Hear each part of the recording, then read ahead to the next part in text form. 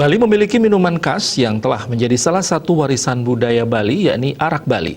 Pemerintah melihat hal tersebut dan memiliki upaya mengembangkan arak Bali sehingga mampu dikenal di kancah internasional.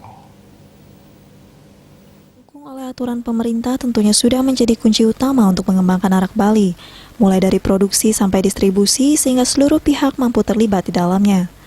Upaya ini sekaligus menjadi penggerak ekonomi desa, khususnya yang mampu memproduksi arak Bali. Setelah itu baru diurus segala sesuatu yang berkaitan dengan pemasarannya, baik secara nasional maupun internasional. Arak Bali yang dikenal memiliki rasa khas sebagai minuman beralkohol yang sangat digemari di Bali, sehingga banyak tersebar di berbagai wilayah.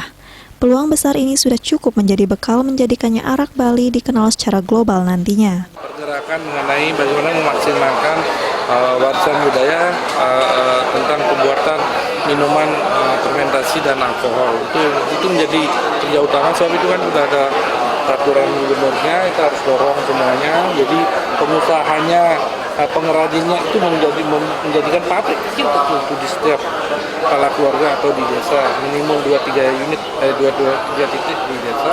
Nah, setelah itu kita kumpulkan dalam satu wadah koperasi, carikan kemitraan, uji coba packaging dengan distributor, semua kita itu kan jelas sudah ada. Jadi keuntungan per 10 liter, kalau per 3 hari bisa 10 liter, dia produksinya berarti kurang lebih 100 liter per bulan.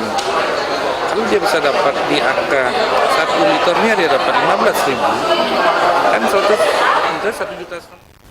Sinergisitas dalam mengembangkan arak Bali dan didukung oleh kemampuan masyarakat lokal adalah perpaduan yang sangat sempurna untuk menjadikan arak Bali sebagai warisan budaya yang patut dipertahankan dan dibuat jelas keberadaannya. Regita, Bali TV.